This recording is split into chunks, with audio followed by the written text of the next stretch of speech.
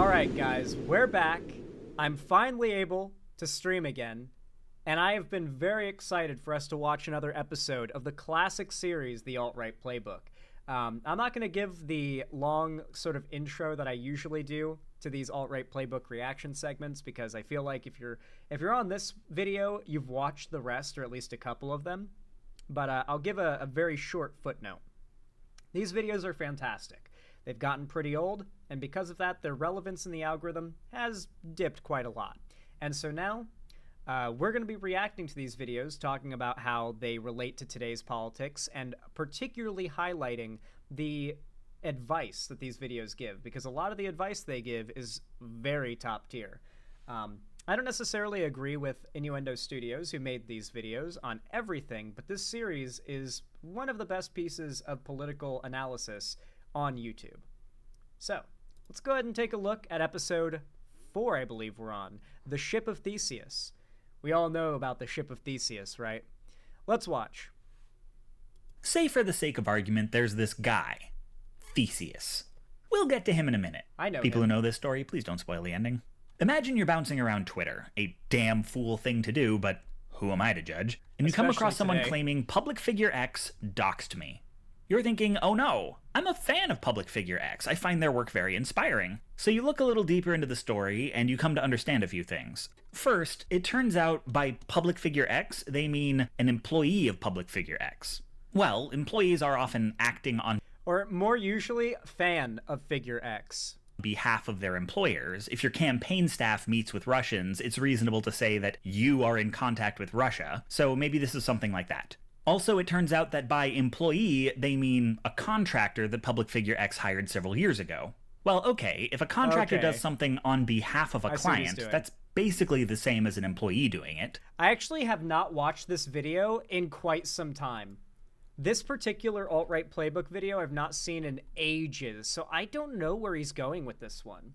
Well, actually, I kind of do. I think what he's getting at is the way that, like, the right and people who are trying to narrativize online, just in general, do this thing where they take the truth, and if it's even a little bit bad, they start slowly replacing certain details until something that was maybe kind of bad ends up being, while totally, like, different, with barely any similarity to what the original, like, claim was, they can turn it into something way more serious, and people will fall for it, because there's this frog boiling effect where you're slowly manipulating the conversation and the narrative, right? Ooh. Back to it. And apparently by doxed, they don't mean public figure X or public figure X's contractor personally hacked anyone's computer. They mean public figure X's people shared information that had been acquired by someone else. Yeah. Well, that's fair. If someone posts your home address on a forum and then the forum spreads it all over the internet, it's reasonable to say the forum doxed you. Oh, but it wasn't a home address or a private email, it was the person's name. Well, if you're anonymous for safety reasons, having your name revealed can lead to threats or silencing. Isn't it hilarious how, despite happening over 6 years before what I'm about to describe did, this story, this example, as far as I know, it's a fake example, but he could be just describing a real thing that happened. This is almost one-to-one to when Libs of TikTok, her real identity, Chaya Raichik, was leaked by Taylor Lorenz. It reminds me a lot of that, and how the right tried to, like, demonize Taylor Lorenz for it with a lot of the Ship of Theseus method of, like, slowly changing little details that are kind of significant to the overall point until you've got a claim against a progressive figure that is quite damning. So, depending on why you're anonymous, having your name leaked can be a kind of doxing. Oh, and by leaked my name, they mean liked a tweet that had the name in it. Okay, now say you're bumming around Facebook, which maybe you shouldn't, but I do it too, and someone posts an article saying, all pornography is coercive. You're thinking, wow, that's a pretty sweeping statement. I gotta investigate this.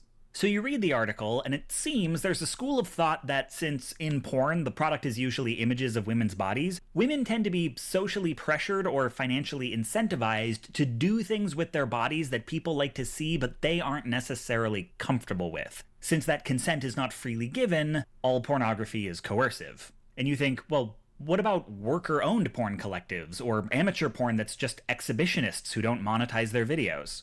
And after digging around the author's work, you find buried in a footnote in another article that, in their opinion, if it's worker-owned or unmonetized, it isn't porn, it's erotica. Okay. Now say you've ambled into the wildlands of time. Yeah, that's a really good example. It's not just taking an argument about something or someone and switching up the points. It's using semantics to deny the main point of your of what you're trying to say. Zan, we can see your desktop tab thingy. Yeah, I mean, okay. The main problem that I've seen is that people will say something like, this guy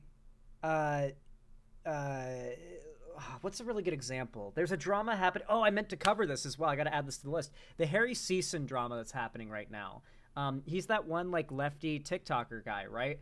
And it came out that he was like getting mad play. Like he's a real player. He's out like leading several women along and just getting laid and all that.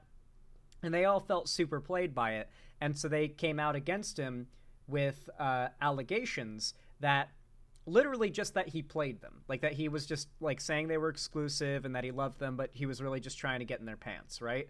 And as bad as that may seem, if your brand is about being like a super woke guy or whatever, it's not really that damning on its own. Most people didn't really care. And so in real time, we're watching as people start to use semantic, or they try to accuse you of semantics if you call out the blatant difference, right? So in this example, it's, oh, well, your argument doesn't debunk my argument because I don't consider the things that don't fall into the category of bad as pornography. So thus, my point about all pornography is true because non-bad pornography is just erotica. In this case, it'll be something like Harry Season takes advantage of women. And it's like, whoa, okay, hold on. There is a, like, technically, that's true. Like, technically, on paper, you could argue grammatically, dictionarily, that's true. But when someone says someone, like, takes advantage of women, that has some serious connotations and evokes a vibe and a sentiment. Everyone knows what sentiment it evokes, but it is the prerogative of someone engaging in this methodology to change up the language as much as they can so that people think something is more a certain way, while whenever they're challenged on their very blatant switching up of certain details, they then fall back to claiming that you're just being semantic, like you're just getting upset over semantics. Tumblr, woe betide the ones who travel too far from their dashboards, and you come across the claim that activist Y is a bigot. You're thinking, geez, first public figure X and now this? So you read a number of other posts on the subject and eventually piece together that, by bigot, the people making this claim mean anti-sex worker, which, no question, that is a bigotry. And by anti-sex worker, they mean anti-sex, which, okay, that's kind of a stretch. And by anti-sex, they mean prudish, which is definitely a stretch. And by prudish, they mean... Okay, I want to say right now, if you guys are interested in this topic, if what he's saying right now is super interesting to you, this main point, I don't know if it was intentional, it probably wasn't, but this idea was elaborated on way further by ContraPoints in her canceling video. If you remember, like, the abstraction and like the whole process for like warping a narrative to cancel someone back when cancel culture was super big online, and ContraPoints made the video about it and like how it works. This mindset is almost one-to-one with what she describes how people engage in cancel mobs online, or used to, because cancel culture is kind of dead now. But like people would engage in these crazy ass cancel mobs where they would just Ship of Theseus a claim about someone into something 100 times more severe than what was initially said or shown to be true. Is critical of the sexual objectification of women in fantasy imagery because they believe it drives women away from the community. Let's bring back our buddy Theseus. So Theseus, or more specifically his boat, is the subject of a famous thought experiment, the Ship of Theseus. It goes like this. If you were in possession of the Ship of Theseus, and one day you were to replace a single board with a fresh one, and the next day you replaced another, and the next day another, and the next day another, one by one until not a single stick of the original remained, would it still be the same boat? If so, what is the essence of boatness that remains even when all the materials have changed? If not, when did it become a different boat? When the last board was replaced? When half were replaced? 3/4? Now don't worry, it's a thought experiment. There's no right answer. It never becomes a different boat, in my opinion. In the Ship of Theseus example, I think it's always the same boat. I think of it like the computer of Theseus, right? Like, if you replace your graphics card, yeah, it's still the same computer. Well, okay, what if you have replaced your graphics card and then a year later you replace your power supply? I'd say it's still the same computer. And then, at a certain point, his boat still owns it. True, Duck Deity. It is always the Ship of Theseus because he's still, technically he doesn't own it anymore. The idea is that he sells the boat and other people own it and replace the planks. When does it stop being the original Ship of Theseus? But I do feel like most people, or at least me, I consider it to be the same thing. Like, if I switched out every part in my computer one by one over the course of a decade, or hell, our skin cells, bone cells, etc., all of our different cells in our body over the course of about 7 years, you're a completely new person on a cellular level, but it happens so gradually that you don't actually change. You do, but not fundamentally. Your brain cells get replaced, and yet you're still the same you, right? There's a lot of interesting stuff behind that mindset, that question. But I think the Ship of Theseus is always still the Ship of Theseus. It depends on how long you take to replace all the parts. If it's in a day or a week that you replace all the parts and make it into its own new thing, I'd say it's not the same thing anymore. You basically use the old ship as a guide to build a new one. That's not, yeah. But if it's over the course of years and years and years slowly replacing planks, yeah. Just a lot of philosophy. But the corollary I'm making here is, what happens when you Ship of Theseus a statement? These are arguments where words and bits of rhetoric have been replaced piece by piece until very little of the original sentence remains. How many words can you change in an argument until it's not the same argument anymore? There are a few different aims when somebody does this. One is making the unacceptable acceptable. The statement, activist Y is against sexual objectification, is not controversial among progressives. If you go after activist Y for that belief, you're going to make progressive enemies. But if you redefine this as anti-sex and anti-sex as bigot, now it's activist Y who has the enemies, and you've just smuggled an anti-feminist argument into feminist language. Two is... Notice how much the Hassan sphere does this, by the way?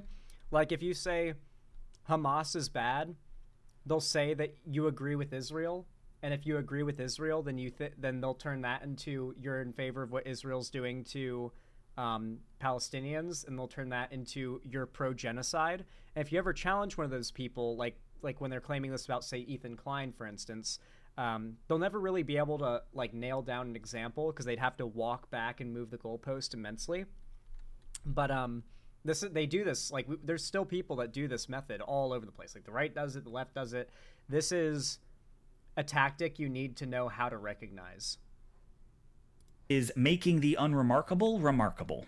Some pornography is coercive is not the kind of take that sells magazine subscriptions. But if you've got a private definition of pornography that excludes sexually explicit material that isn't coercive, definition. Well, that's a provocative headline. Especially since, at first glance, nobody knows you're using a non-standard definition of the word. Now, it is true that, at its worst, the porn industry is a misogynist hellscape of unregulated capitalism, but there are a lot of people ready to blame that on this bit, rather than this bit and this bit.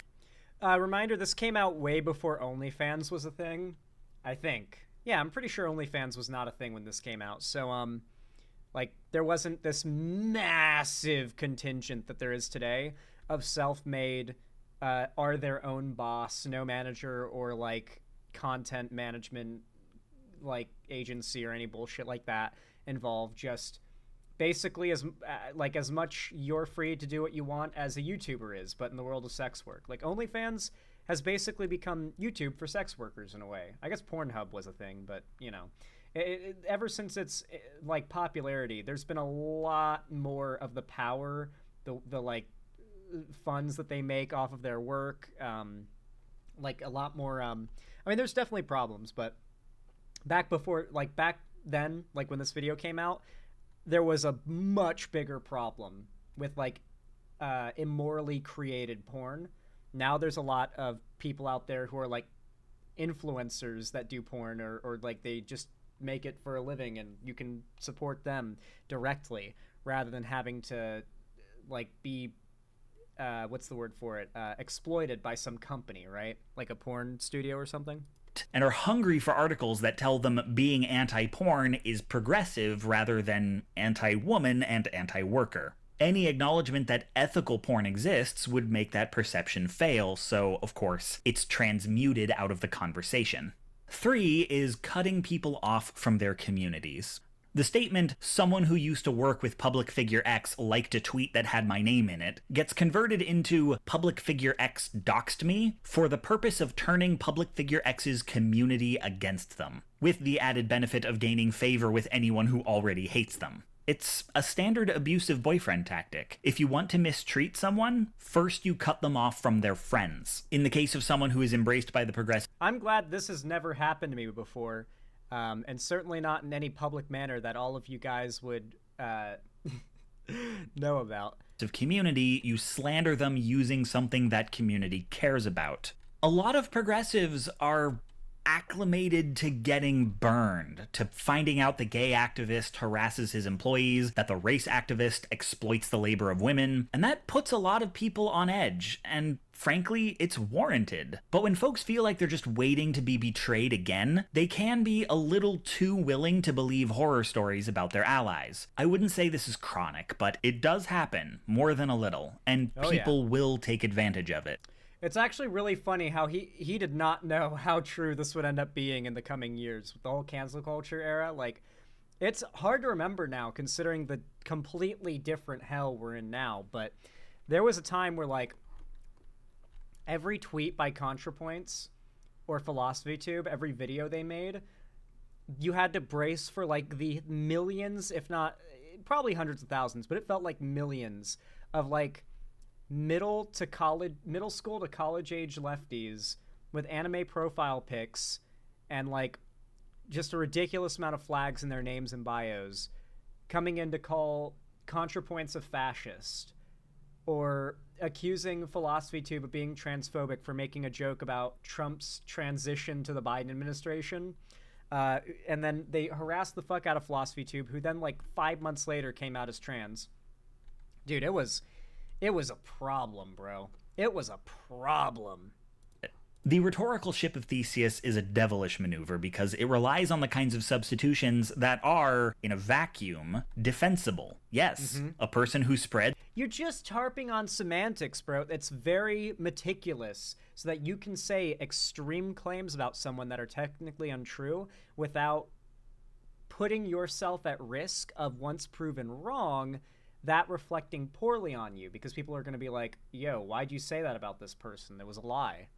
Private information is just as much a doxer as the person who acquired it. Yes, a person who is anti-sex worker is typically operating in a sex-negative attitude. Many of these substitutions will work in context, but the ship of Theseus is about making an inordinate number of substitutions and then burying the context. One can make the already dubious argument that this isn't technically a lie, but it's meant to form a picture in your mind of something that didn't happen. Public Public Figure X personally releasing private information as an act of directed harassment. The necessary context that describes what actually happened is only provided when the statement is challenged, usually in the form of lawyerly hair-splitting. We can cite precedent that in the case of Twitter personality Q versus NeoGAF, the leaking of Twitter personality Q's name was considered doxing, so it stands to reason. This gets you mired in the truthfulness of individual claims, debating technicalities of a statement blatantly meant to deceive. You're never given a chance to articulate the original statement before its transformation. Its final form just sits there, pristine and shareable at the top of your enormous Twitter argument. Yep. This is part of what the right has done. Not because, like, this video focuses mostly on how this, like, method is used to slander people, particularly on the left, and create negative sentiment among the fans and audience of progressive figures. But the right does this very regularly around any story they can get their paws on, right? Think of who remembers the Haitians eating dogs story? If you guys remember, what actually happened, what actually caused this story in the first place, was a video came out, a shaky, blurry, like handheld camera phone footage or video footage came out of a woman in not even Springfield, Ohio, mind you, seeming to, like a zombie out of The Walking Dead, just eat a dead dog on the side of the road. And there are a bunch of people all recording. They're like, ew, what the fuck? What the hell? You know, they're real, like, grossed out. They're like, ew, what is she doing? It's very clear, judging on the fact that she's not paying them any mind and is, like, really out of it in the video, that she's on a lot of drugs. And it would later come out that she was not, in fact, Haitian. She was black, which is why a lot of people said and fell for the idea that she was Haitian. But even though this was an American black woman who was probably just on drugs, who ate a dog on video one time, now the right turns it into Haitian migrants in Springfield, Ohio are eating people's pets.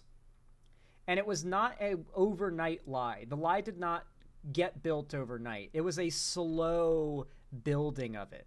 It was a slow, like, people were speculating, like, oh, maybe she's a migrant, you know, I bet maybe from Haiti, you know, and they started speculating and theorizing because it sounds right to them, until someone with a big platform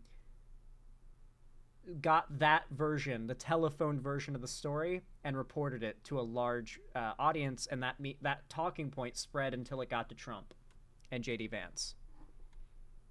And we've already discussed the power of statements that are short, quippy, and wrong. More than most things I've covered in this series, these are tactics I've seen across the entire political spectrum, most especially number 3. Liberal, conservative, progressive, reactionary. This is a thing bad people do, even on the left. True. Someone with good politics isn't necessarily a good person who won't use the rhetoric of social justice to rationalize shitty behavior. The rhetoric is specifically designed to combat this. As much as I shit talk, like, people like Hassan and whatnot, I don't think even that applies. There are, like, I'm talking, like, people like Bad Empanada, not even Bad Empanada, because Bad Empanada just calls you, like, an evil genocider and then tries to, like, dox you, but actually. Man, what would be a good example? It was Crystal Meth she was on. Yeah. But, like, what's a good example? Oh, yeah. That YouTuber Essence of Thought, who used to be obsessed as fuck with me, used to basically do exactly this all the time when they would talk about me. Like, every tweet that I would make, like, if I talked about, like, how cringy someone who was transphobic was, they'd make a video about how I thought my opinion on trans issues mattered more than that of trans people. And then I'd have, like, literally, like, a quarter of my trans fan base demanding that I answer for why I think I have the right to talk about trans issues. That was what being a left-wing creator was, like, 5 years ago, dude. It was, that's when these videos came out, by the way. That's why I'm hearkening back to that, because this was a big thing back then. But it's not airtight, and there's nothing so special about progressivism that makes us immune to abusers and opportunists. The main difference is that when the right does this, it does it to the left, and when the left does this, it does it to itself. The far right is perfectly happy converting an attack or a bad argument into whatever they think progressive language sounds like, and bigots on the left are perfectly happy sneaking transphobic arguments into feminism, but the left, by and large, will not touch conservative language. We don't try to isolate a member of the alt-right by telling his community he's a race traitor or secretly gay. We don't often smuggle environmental messages into militaristic language, though some people who are not me think we should. The closest we come is when we run centrist candidates who present themselves as the best of the right and the left, but the right doesn't buy it. Even when we call someone on the right racist, homophobe, anti-Semite, which the right will claim is a ship of Theseus, it doesn't serve the same purpose. People can disagree with me on whether the left is disingenuous when it talks like this, but they can't argue this is hurting the right. I mean, when's the last time a Republican lost a job for being too homophobic? They're more likely to lose the job for being queer. And we can call Republicans racist and... Fair. Like, that applies... especially so today. Like, the state of our government right now as we speak, it's way worse than it was when this video came out. Trump was president when this video was made as well, but Trump's first presidency, as bad as it was not as bad as this one already has been. Until the castle rises above the clouds, but their constituency is made up of people who either cannot be convinced that one of their own is a racist, or can, but don't care. Or they prefer it that way. Discussing bigotry on the right is mostly so the left knows what it's up against. There's no real solution to the ship of Theseus other than to memorize what the dummy words are. To know when a TERF says child abuse, they mean calling trans kids by the correct pronouns. When a SWERF says rape, they mean consensual sex work. I can't give you a comprehensive list because I don't know all the words that would be on it, and it would be outdated as soon as I gave it to you. But with practice, you can get a sense of when an argument sounds fishy and which people tend to give fishy arguments. This is very true. When you hear someone say something about someone else, think for a moment like, that's a little extreme. Let me look into it. If nothing comes up, then it's really hard to fact check that claim. Think about, what incentive does someone on the political side that this person is on have to say something like that and for me to believe it? Why would someone... what is their incentive? Think about what that person's incentive is in saying that, and think about it hard, because sometimes you might catch certain terms and inflections. Like, have you ever heard a conservative that you didn't know was conservative out there just by seeing them say something, and it wasn't necessarily political, but you could immediately tell they're a conservative or a chud, just from, like, their tone, the way they describe things, certain choices of phrasing. This is something you need to look out for, because especially back in the day, but still to this day, right-wingers psyoping and pretending to be some cringy left-winger and like gaining an audience of actual progressives and like normalizing really fucked up behavior in order to just fuck with the left and make it look bad. That was a big thing back then. Many of the biggest like lefty woke scold cancel happy accounts ended up getting outed as like secret white nationalist Nazis, and a lot of 4chan made a whole movement out of like making fake trans Twitter accounts and then pretending to be ravenously offended by everything progressive figures say. This was a big thing on Twitter back then.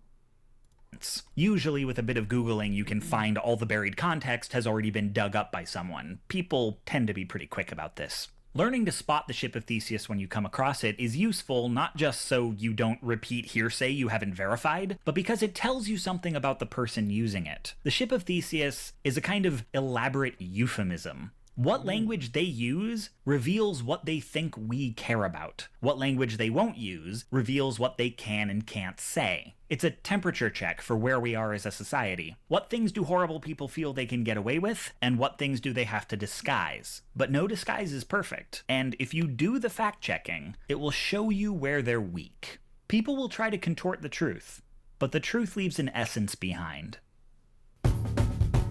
That was a very good video. And you know, this is actually like not a super long segment, and because of how much it ties into what we just discussed, I think we should, in this same segment, watch part 6, I think it would be, part 5 or 6, I can't remember, the death of the euphemism. It ties directly into this, and I feel like it would almost work better one after another, especially because I have so much to say after that segment about euphemisms and right-wing dog whistling. So I think I'm going to combine those two videos into one reaction right now because they just flow so well together. They're like, they feel like a part 1 and part 2 in a way. Let me bring this one up. Let's continue the journey. The death of the euphemism. Say, for the sake of argument, you're a liberal journalist in the year 2016 of the Common Era. Your beat is covering the Republican...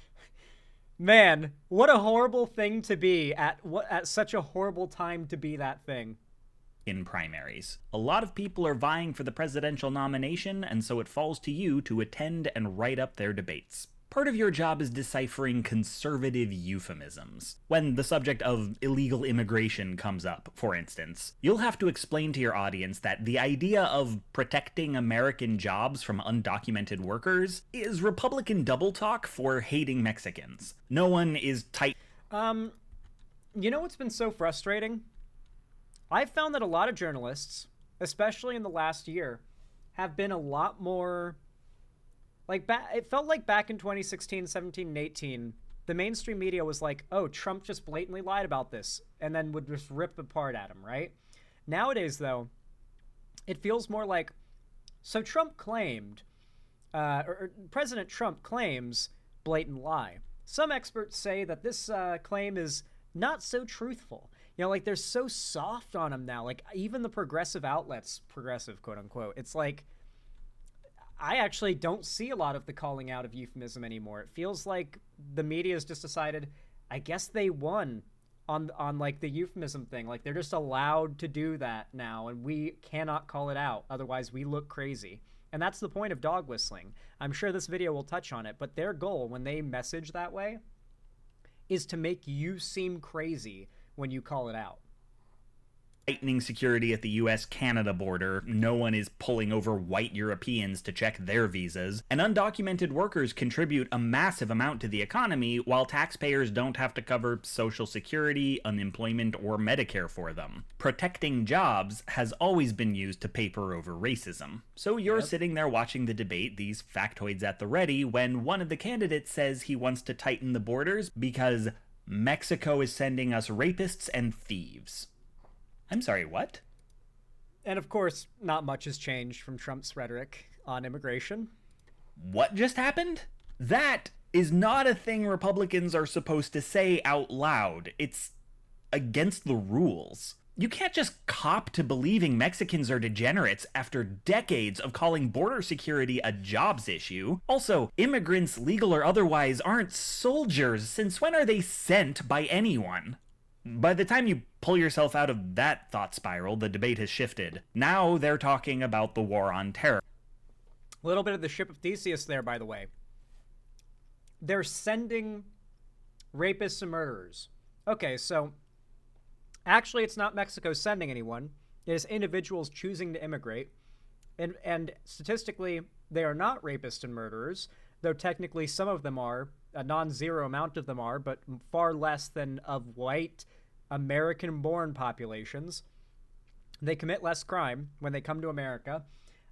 There's just none of what is said is true, but when pressed on it, Trump has always found a very effective tactic to move the goalpost in the moment, but maintain the position in the long run.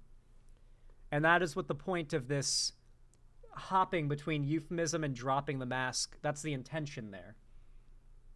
So you somewhat warily prepared to contextualize another set of euphemisms. This is a subject almost always used to mask Islamophobia. Whenever an act of domestic terror is committed by someone of Palestinian descent, politicians try to link it to ISIS or Al-Qaeda, where if the bomber or shooter is a white Christian, the terrorist is referred to as a lone wolf, not part of any pattern, despite there being significantly more white Christian lone wolves than Palestinian terrorists. This war on terror never seems to expand beyond regions with oil deposits. But then that same candidate pipes up and says if elected, for the sake of security, he wants to create a Muslim registry, and what the hell is going on?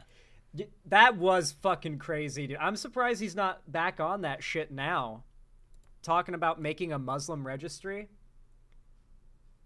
For those who don't know, that's literally what China did to the Uyghur Muslim population, right? Like, you have to register, you have to be under nonstop surveillance. If you break any law, you're sent off to the work camps. Hell, they might just send you off to the work camps because you are a Uyghur Muslim. Like, that's step one to becoming China right there. Politicians just don't talk like this. Conventional wisdom is that this kind of language will flare up the extremists in your party. And we've found historically that the reason so many Americans are so receptive to Trump's rhetoric is that he isn't a politician. Politicians in America have a reputation for lying by omission or lying by softening language or wording things in a very clever way. And so the fact that Trump doesn't come off as clever enough to lie cleverly, despite the fact he lies stupidly, openly, constantly, means that, well, hey, if he is a liar, at least we'll know. He's not like a politician who's a good liar. He's not a politician. And that is genuinely, even as a two-time president, they say he's not a politician, and that's what sets him apart. He isn't this, they consider him someone who is not backhanded, who doesn't have secret agendas, who isn't capable of keeping any potential dangerous personal ideas to himself. And so even if Trump is seen as very bad on his face, it is very easy for Americans to rationalize this idea that every politician is as bad or worse, but at least Trump has the goodwill to make it obvious to you. And for some reason, that computes for Americans. It really does. While alienating your base. And appealing to both at the same time is why we invented euphemisms. And sure enough, in the following months, you have far-right pundits talking about a Muslim ban on national television, waxing nostalgic about the Japanese internment camps of the 1940s like they weren't a national disgrace. You've got that same candidate casting aspersions on the judge investigating him for fraud because the judge is Mexican-American. You're sitting there with your pen ready to write an article about the alienation of the moderate Republican base, but that moment never seems to come.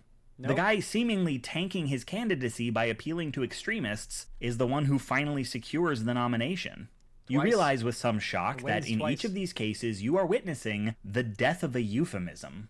The death of a euphemism is a rare celestial event. Politicians only let a euphemism die when they don't need it anymore. This does not imply good things for Mexicans or Muslims. The circumstances under which a euphemism may die are often spelled out in the circumstances under which it is born. So, if we want to discuss it, we'll have to start at the beginning. Let's talk about euphemistic racism in the Republican Party.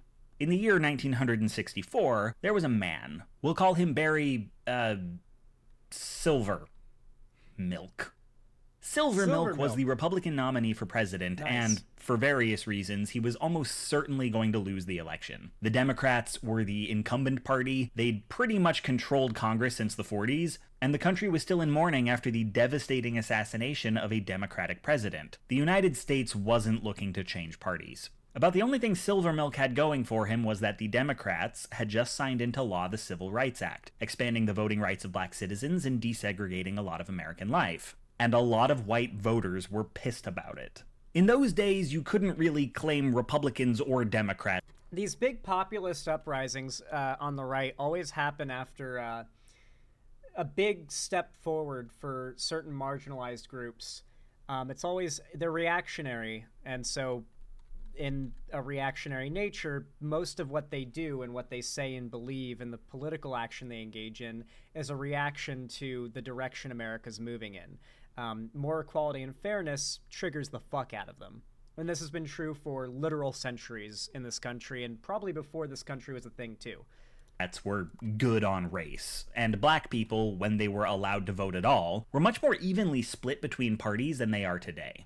However, a Democrat pushing through the Civil Rights Act had, intentionally or otherwise, made race a partisan issue. The upshot, Silvermilk realized, was that disgruntled white people might be willing to abandon the Democratic Party if given the right incentive. In '64, Republicans didn't have much of a coalition, not since Democratic tax policies had dragged America out of the Great Depression, and incidentally created the greatest period of economic growth and prosperity in the history of the industrialized world, but I'm sure that's just a coincidence. If Silvermilk... And that's something you got to keep in mind. Many times in American history, the Republicans have sent us into a Great Depression or a massive recession, and Democrats have pulled us out of it and into, at the time, like the greatest economic years of this country's history. And then still Americans have fallen for the narrative. For decades and decades, they continue to fall for the idea that the Republicans are the super financially smart and intelligence party that knows how to run business and handle the budget and stuff and make America its economy healthy. This weird, like very untrue claim or way of viewing the parties has continued to stand while reality has blatantly disproven it, and the lived experience of every American has blatantly disproven it for over 100 years. Americans are so stupid, they can't figure shit out, even when it's right in front of them. Could siphon white voters out of the Democratic Party, he might bring a strength to Republicans that they hadn't seen in decades. But to do that, he'd have to run his campaign on a pro-segregation platform.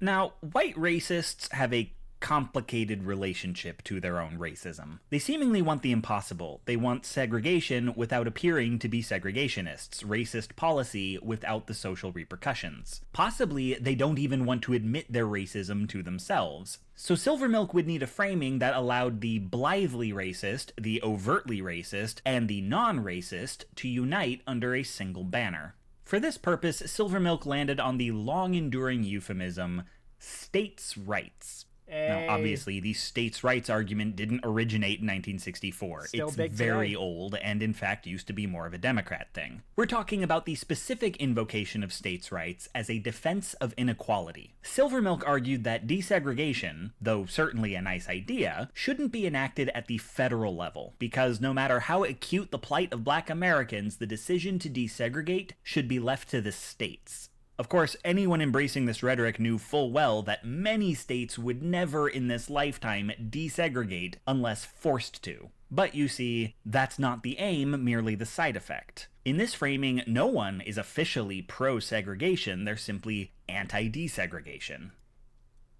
Really applicable to the abortion issue, mind you. We have seen Roe v. Wade get eroded at until its destruction over the course of years, as the Republicans pushed very hard to try to destroy the federal protections for abortion under this claim of we're not anti-abortion, we just think the states should decide. It should be the direct choice of the people in each state. Even though, let's say, by a 51% margin, a candidate running on banning abortion wins in a state, 49% of that state now has to live under that law. They still think that's, or they claim that's more fair than the federal government simply protecting the right to make that choice. This brokered a compromise between the reactionaries and the centrists in the United States. It allowed moderate Republicans some deniability about what direction their party was headed, and it allowed the Silvermilk campaign to secure the votes of white racists without having to publicly embrace them. Now, in spite of all of this, Silvermilk, as predicted, lost the election in a landslide. But it would be wrong to take that as a rejection of what he tried. This was the beginning of the modern Republican Party. This is where the Deep South, formerly a lock for the Democrats, first voted for the party of Lincoln. Keep in mind, by the way, the Democrats and Republicans didn't so much have a party switch in the way that you hear it a lot. It's more that back in the day, politics and political position was much more divided on the line of North and South. If you were a Republican or Democrat from the South, you were likely to be a lot more anti-segregation. Going even further back, you would have been very anti-slavery. It's just like that was typically how it went. These northern, more developed cities and those regions tended to be left or Democrat or Republican, you are typically less racist. And Democrat or Republican in the South, you are going to be racist. That like the Republicans of the South and the Democrats of the South were abysmally racist, and notably, but in the South in particular, the Dixiecrats, the Dixie Democrats, the like pro-segregationist Dems, were the party of like Southern pro-segregation, pro like states' rights type folks. And then of course, the state of politics changed a lot to where like the parties are more on like political lines rather than geographical lines these days.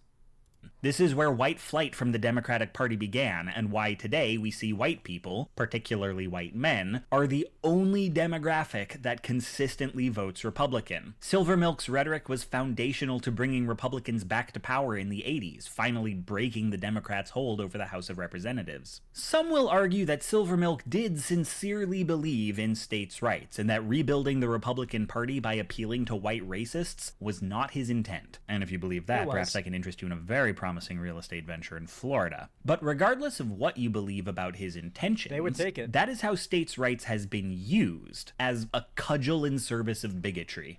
Hey guys, as much as I hate to do this, I have to pee really bad, so I'll be right back in a second. Hopefully Ethan edits this quick break out. I will be right back.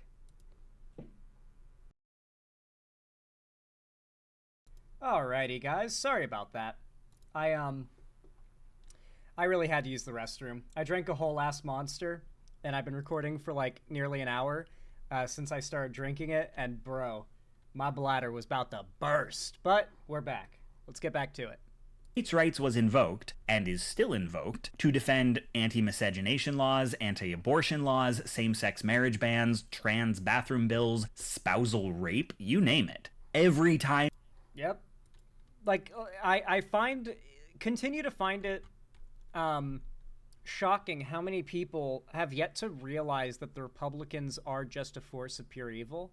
Like, you still get a lot of those people who are like, the left and the right, they're equally bad. Like, or they hint at it. They say, I'm not just saying this is just a right-wing thing. And it's like, well, yeah, of course it's not just a right-wing thing. But are you like, why are you trying to, like, say, oh, but, you know, conservatives, don't think I'm talking about all of you. When, as a whole, the right as a movement is like this, you know? They are fighting for and have always fought for the worst of the worst, and nothing has changed.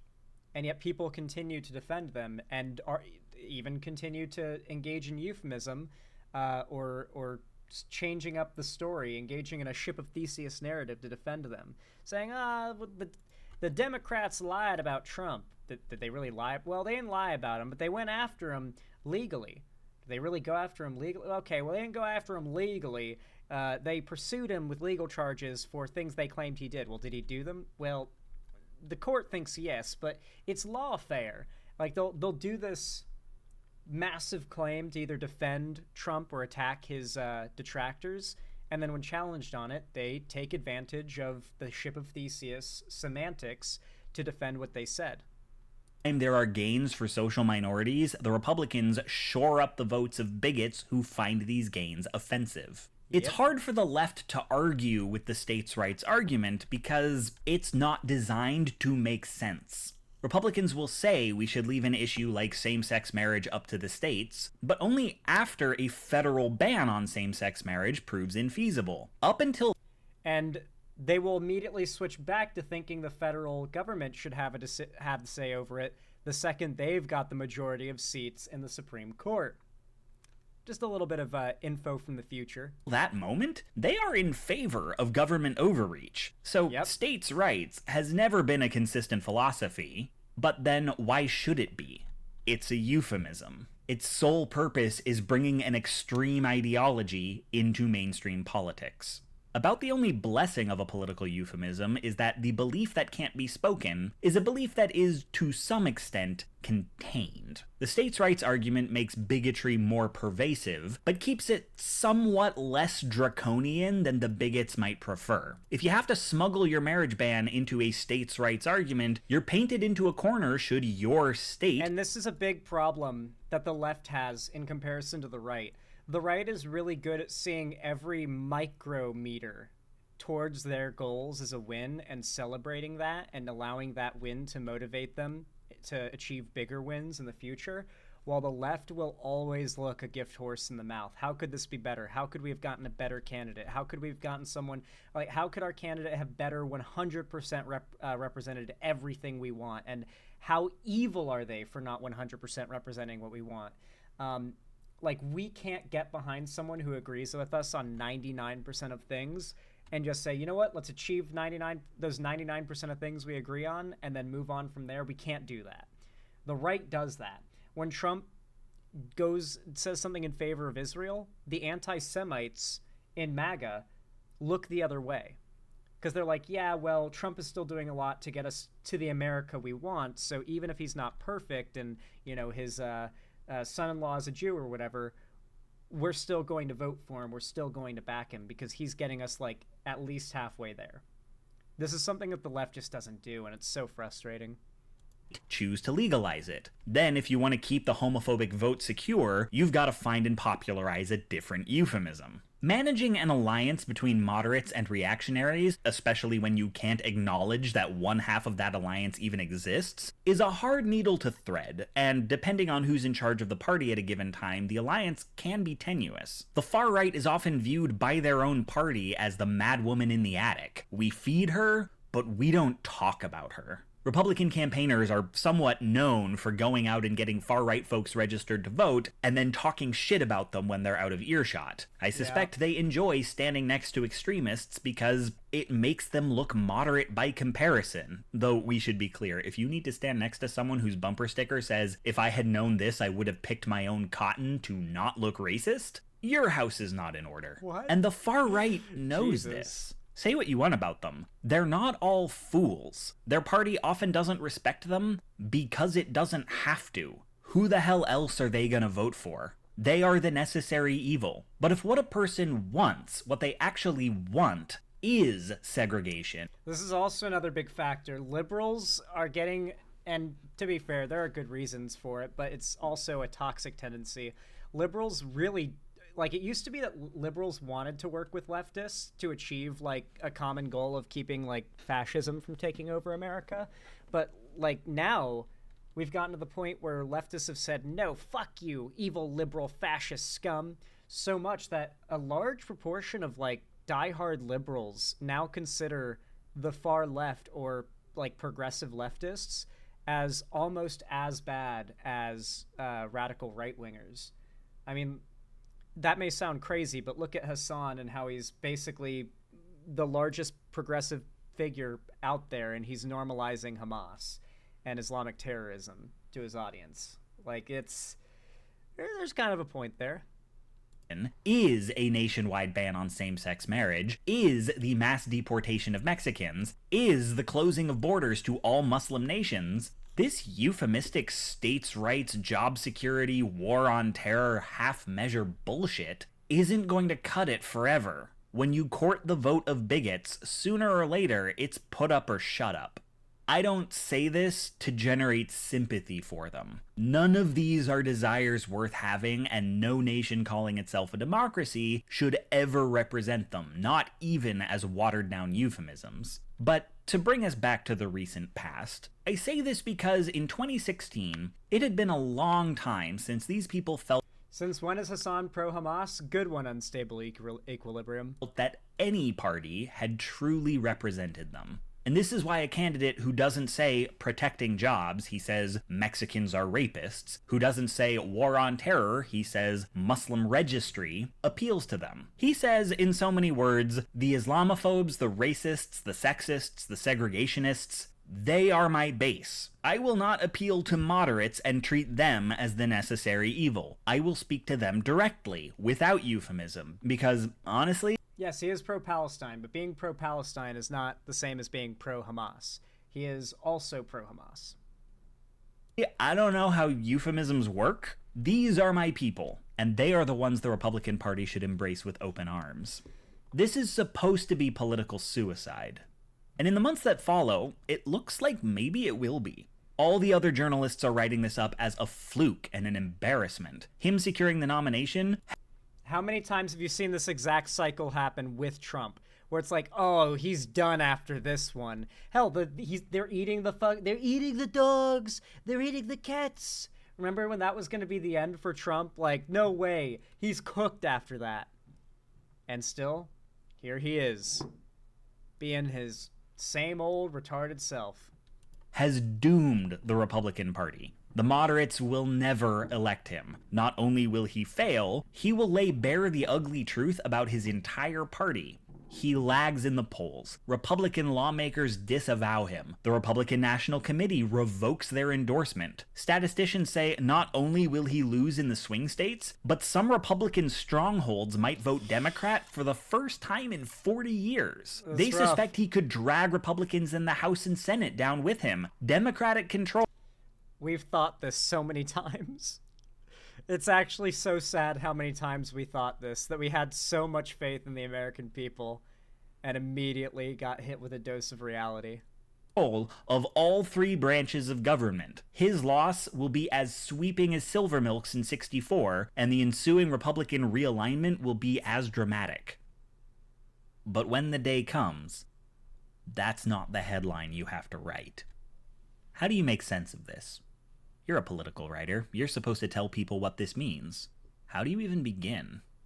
Well, it means party loyalty is one of the strongest things in politics today. Come election day, people who disavowed him were making phone calls on his behalf. It means the Republican Party has drifted to the right far enough that the so-called moderates are more closely aligned with white nationalists than they are to the moderate left. It means, in all likelihood, the bigots are the base now, and the moderates the hangers-on. Politicians can be as racist as they want, because who the hell else are Republicans gonna vote for? That's not the realignment you were expecting. Now, there's no saying how long this state of affairs will last. One election doesn't mean the center-right and the far-right know how to build a coalition. Maybe a year or two from now, when this guy's passed a little legislation, the moderates will have buyer's remorse, the extremists will feel their guy was more blunt talk than he was action, everything will...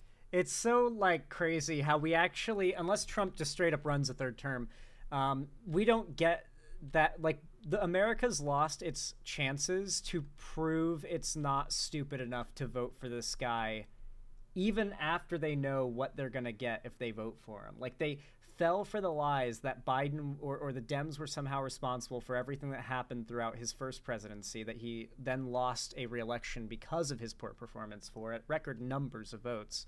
And then he wins again 4 years after most of America decided he was not worth voting for. They went back to voting for him again. Then more people than before voted for him this time. You got to remember, if your prediction for the future relies at all on having, like, faith in the average American's political literacy, you're going to disappoint yourself. Will be worse, and no one will be happy. But that's not much comfort, because it tells you almost nothing about how the next election will go. At this point, anything could happen.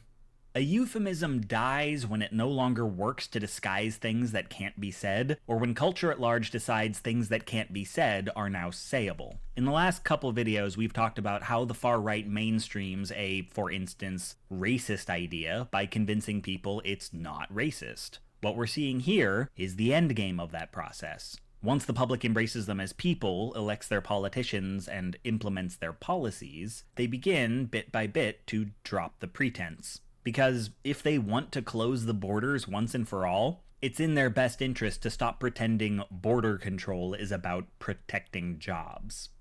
A sad truth about humans is they will often accept almost any justification to keep doing whatever they're already doing. If someone has spent years favoring border security, they've voted for it, their taxes have paid for it, maybe they've even called ICE on someone, and one day you tell them, keep doing what you're doing, but by the way, it's not about jobs anymore, now it's about keeping Mexicans out. A lot of them will roll with it. We like to think action follows belief, and sometimes it does, but I think if you've always been progressive, it's really hard to know what goes through the mind of a conservative, but I was once fairly right-wing, and I'll tell you that, like, culturally, let's say, just for the sake of example, we'll use the immigration thing. Culturally, if you're white in America and you grow up white family, relatively mostly white environment, um, there's just this sort of vibe of like cruel humor to joking about and stereotyping foreign groups, racial groups, sexualities, people who are gender nonconforming, even if it's meant to just be playful ribbing. Because, you know, if you're straight white and that's how you grow up, and that's how a lot of right wingers are, you're not really affected by anything in the same way that marginalized people are. So you don't have the lived experience typically to know what it is like to be attacked or to have your humanity picked away at for the sake of quote unquote humor, right? And these tendencies normalize thought processes in people, right? Like basic, very simple stereotypes. Like a very common one in America is that Asian women cannot drive or that they're dangerous drivers. This is an extremely common racial stereotype in America. If you've never heard it and you're American, then I am shocked, like beyond shocked. It is a very common racist stereotype. And like it is very common for you to hear like even like your, I don't know, like progressive uncle to make jokes about that, right? Like that is a very common thing if you grow up like white in America. And because of this, I think it's easy to discount if you've never had those stereotypes hammered in or even slowly simmered into you from a young age, just from your environment, that a lot of Americans, even if they wouldn't necessarily go on some like open hate-filled rant about how much they think like Mexicans are awful or dirty or gross or something, they kind of feel that way. Like if they really trusted you and thought you were like chill and a friend, they would probably open up and say some pretty disgusting things about like Mexican immigrants or Asian people or something, because it's like there's some stereotypes that they believe and they don't, those stereotypes might not be positive, right? And I think that it's easy to discount if you're a progressive and you never thought this way, how many Americans are just kind of racist. And if you water that little seed of racism, it will sprout into something way bigger and way more radical. But a lot of people have that seed. American culture just kind of plants that seed in you at a young age. There are a lot of stereotypes and ideas that are arguably quite harmful that are just the standard thing to believe about those groups growing up in America because of how fucking weird our culture is with stuff, you know? It's why stereotypes are considered harmful by many progressive thinkers.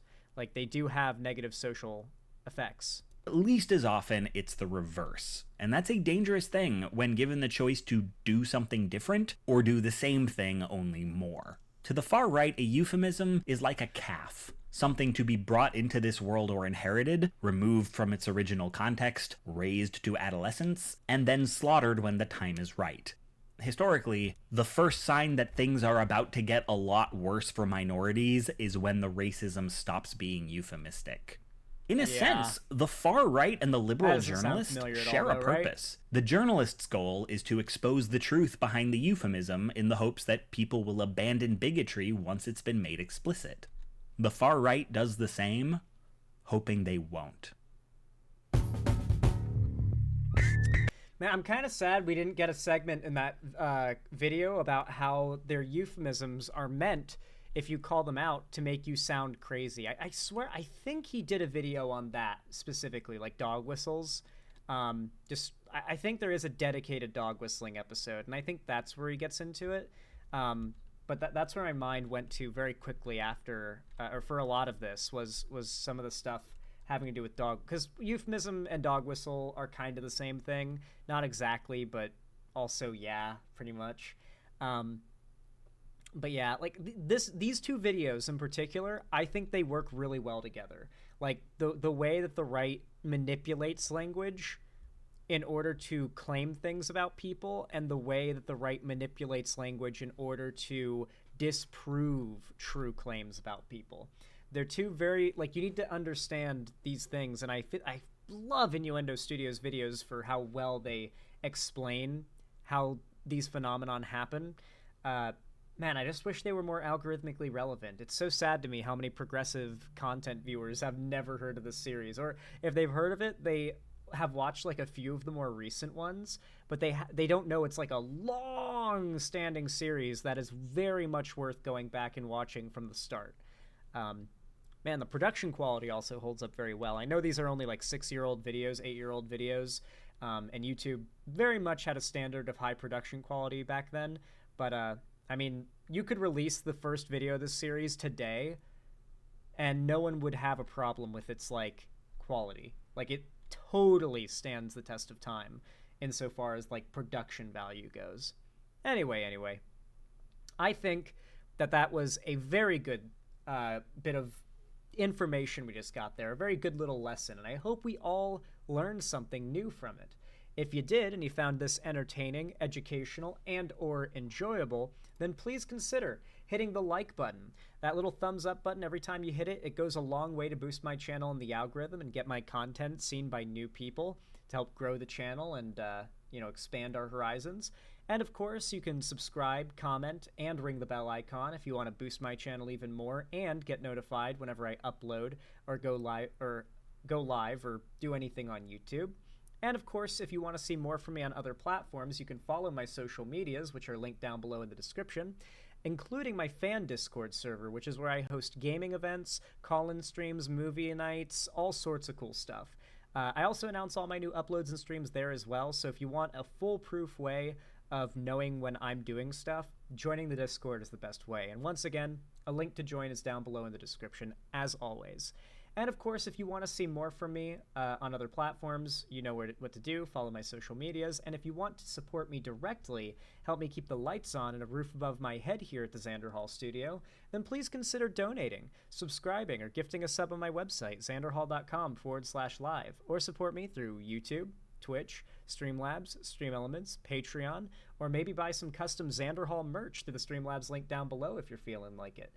Regardless, though, of how you support me, I really do appreciate all the kind words, everybody who has been here, regardless of if you're a lurker or if you've been here chatting and donating. Thank you so much. I am so happy to be back streaming for you guys. I'm so glad Google has let me go from its evil death grip. But with that said, I hope to see you guys all tomorrow. There's supposed to be a big storm tonight. If it knocks out my power, hopefully I'll have power back by the time stream time comes tomorrow, so I can get back to you guys quick. But tomorrow I'll be live, and I'll be live the day after that on Friday too. So I hope you guys are excited for a big 3-day streak of streams ahead. Clear your calendars, mark them up, set some time aside if you can. I hope to see all of you guys there. But I got some stuff I gotta do, gotta prepare for the storm. It's gonna be hitting in just a little bit. And I have charged the Pokemon machine in Dokuken. Very smart, but I did do that. Yeah, I'm going to be playing, if the power goes out, I'm going to be playing some Pokemon Leaf Green on my Mio Mini Plus. But yeah, with all that said, thank you all so much for watching, and as always, I hope you have a good one.